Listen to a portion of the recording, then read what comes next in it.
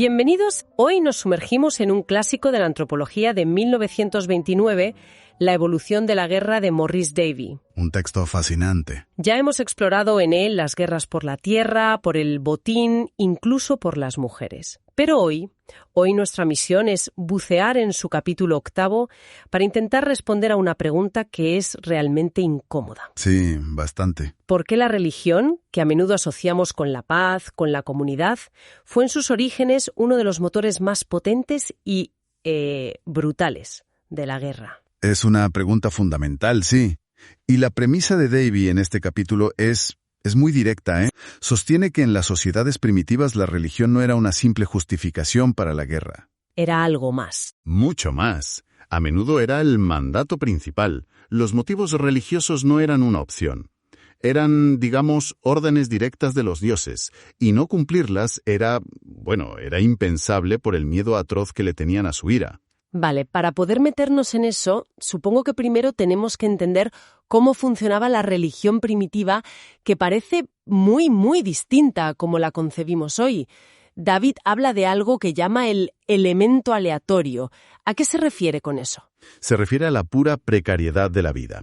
A ver, hay que imaginarse un mundo sin ciencia, sin medicina moderna, donde un grupo vive constantemente, al borde de la subsistencia. Claro, cualquier cosa podía salir mal. Exacto. Una sequía, una plaga, una partida de caza que fracasa, cualquier evento impredecible podía significar la aniquilación del grupo. Y ese elemento aleatorio, esa mala suerte, no podía ser simplemente azar. Necesitaba un porqué. La mente humana necesita encontrar una causa para las cosas. Precisamente, porque para ellos esa mala suerte no era una casualidad, era una causalidad. Necesitaba un agente, una voluntad detrás. Y ahí entran los espíritus. La encontraron en lo que Davis llama un entorno imaginario, un mundo paralelo poblado por los fantasmas de los antepasados y todo tipo de espíritus. Eran invisibles, todopoderosos y, sobre todo, muy caprichosos. Ellos eran la causa de todo, de lo bueno y especialmente de lo malo. Y me imagino que si crees que unos espíritus enfadados te pueden mandar una plaga, tu principal objetivo en la vida es, mantenerlos contentos. Ahí está la clave. De ahí surge todo el aparato del culto. Los sacrificios, los rituales, las ofrendas. No eran actos de fe abstracta, ¿eh?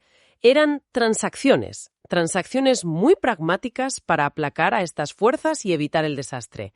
O sea, te doy esto para que no me destruyas. Básicamente. Y además se creía que los espíritus de los antepasados vigilaban que las costumbres del grupo, los mores, se cumplieran a rajatabla. La religión, por tanto, no solo nace de la costumbre, sino que la blinda, la convierte en un dogma sagrado. Claro, cambiar una tradición no era una decisión social, era un riesgo de ofender a los muertos. Era jugársela. Es un sistema que se refuerza a sí mismo. Y entiendo que si tu grupo tiene sus propios espíritus y sus propias costumbres sagradas, los del grupo de al lado son, por definición, extraños y probablemente peligrosos. Exacto. Y aquí es donde la religión se convierte en un intensificador potentísimo del etnocentrismo. Se crea una barrera infranqueable entre el nosotros y los otros. El nosotros contra ellos. Siempre. Nosotros somos el pueblo elegido. Nuestros antepasados son los correctos. Nuestros dioses son los verdaderos. Los de fuera no solo son diferentes, son una amenaza espiritual. Esto genera un estado de hostilidad latente y permanente. Y no solo eso. Por lo que veo en las notas, la religión no solo justificaba la hostilidad, sino que la premiaba activamente.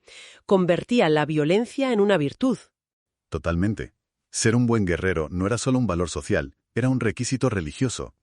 Los ejemplos que da el libro son muy, muy gráficos. Sí, algunos son tremendos.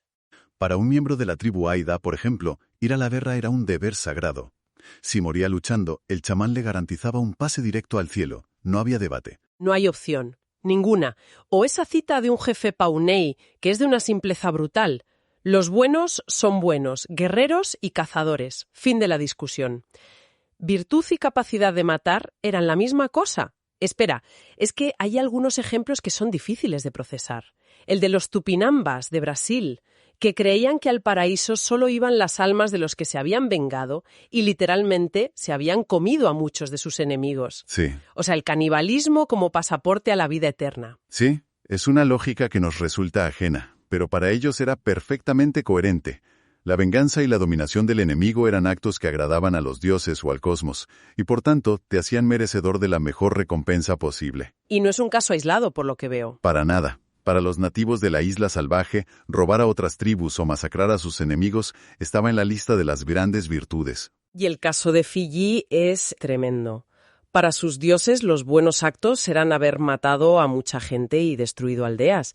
Es que sus dioses tenían nombres como el adúltero o el asesino.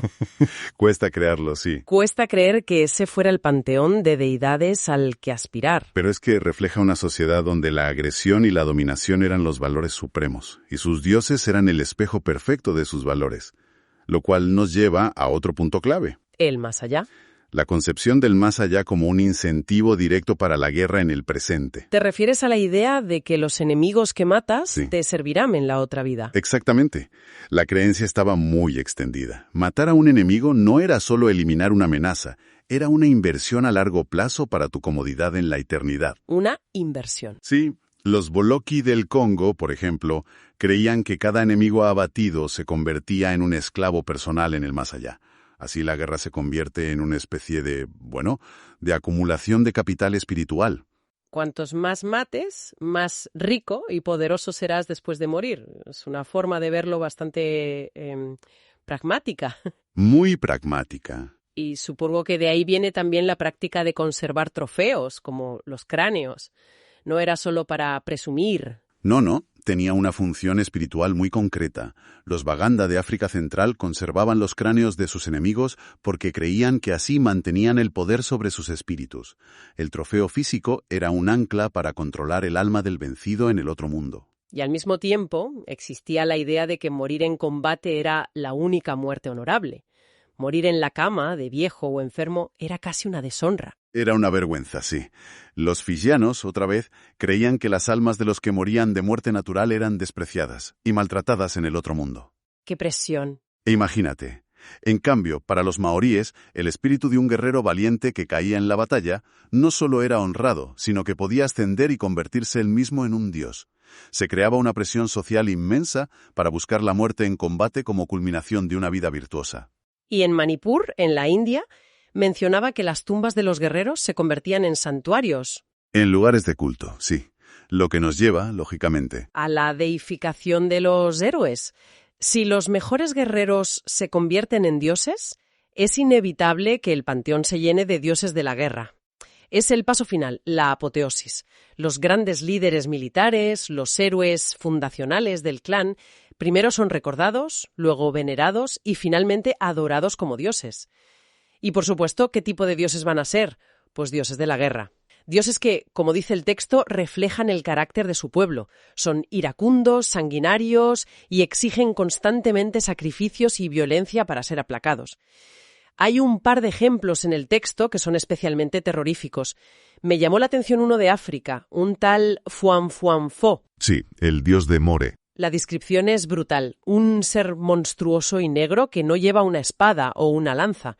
Lleva un mosquete y un látigo. Un mosquete y un látigo. Y el látigo es para literalmente arrear a su gente a la batalla. La imagen lo dice todo. La guerra no es una opción, es un pastoreo divino hacia la violencia. Y no es el único, ¿eh? Dios Yoruba del hierro y la guerra. Que, ojo, sigue siendo venerado hoy en día. Y en América, el caso más conocido es el de los aztecas con Huitzilopochtli. Su culto parece que era la razón de ser de todo su sistema bélico. Absolutamente. La concepción azteca de las guerras floridas era precisamente esa, un conflicto ritualizado cuyo objetivo principal no era conquistar territorio. Era capturar prisioneros. Eso es. Capturar prisioneros para sacrificarlos a Huitzilopochtli y alimentarlo con su sangre, para que el sol siguiera saliendo. La guerra era el motor que mantenía el cosmos en funcionamiento. Increíble. Y es un patrón que de forma más o menos explícita vemos en todas partes.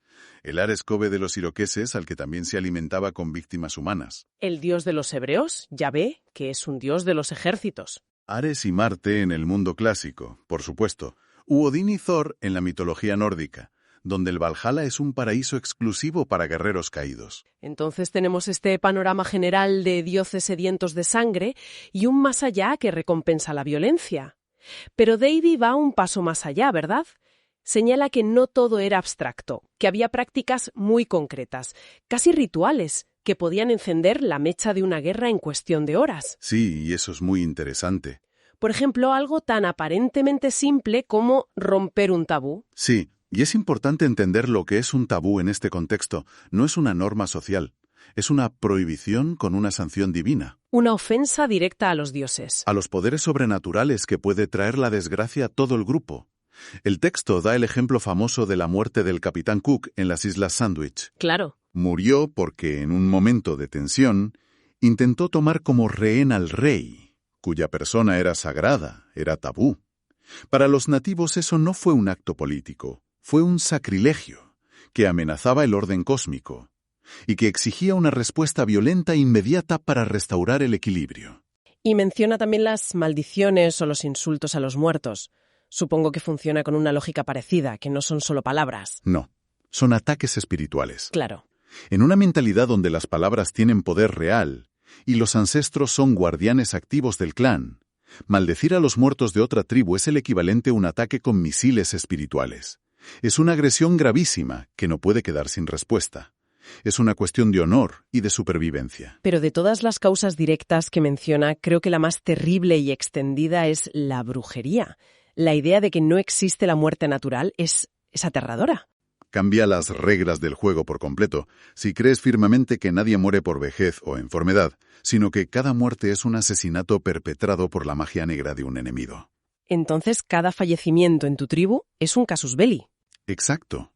Cada muerte exige una investigación, una identificación del culpable y, por supuesto, una venganza. Hay una cita en el texto de la antropóloga Mary Kingsley que me dejó helada. Afirma que la creencia en la brujería es la causa de más muertes en África que cualquier otra cosa.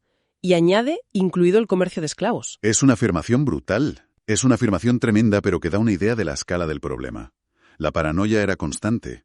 Cualquier desgracia, cualquier muerte, habría una crisis que solo se cerraba con sangre. El ejemplo que pone Davilla de los Motu, de Nueva Guinea. Es terrible. Culparon a sus vecinos Koitapú primero de una tormenta y luego de una sequía, y los masacraron en ambas ocasiones. No necesitaban más pruebas que su propia desgracia. Y el ejemplo de las tribus australianas es aún más sistemático.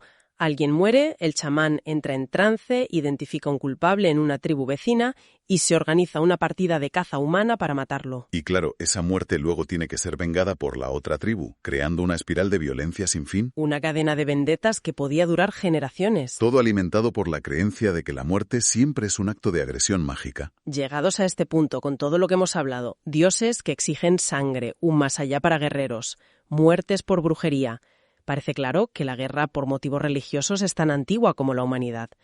Pero aquí es donde Davy introduce una distinción que me parece la más importante de todo el capítulo. Sí, es la gran revelación de su análisis. Hace una diferencia fundamental entre luchar por motivos religiosos, que es todo lo que hemos descrito, y luchar por diferencias de creencias, que es lo que hoy solemos entender como una guerra de religión. Expliquemos esto bien.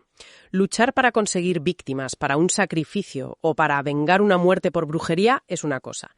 Pero luchar contra alguien porque reza a un dios diferente o porque interpreta un texto sagrado de otra manera, eso es otra cosa completamente distinta. Y según Davy, ese segundo tipo de guerra, la guerra de doctrinas, las cruzadas, las yihads, las guerras para imponer una fe a otros, es un fenómeno de sociedades mucho más complejas, mucho más civilizadas, entre comillas. O sea que los pueblos primitivos no se mataban por diferencias teológicas. No, de hecho a menudo eran bastante tolerantes con los dioses de los demás. Simplemente consideraban que los suyos eran más fuertes, y ya está.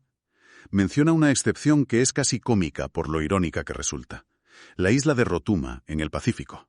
Es un caso de estudio perfecto. En Rotuma no había guerras de religión hasta que llegaron los misioneros.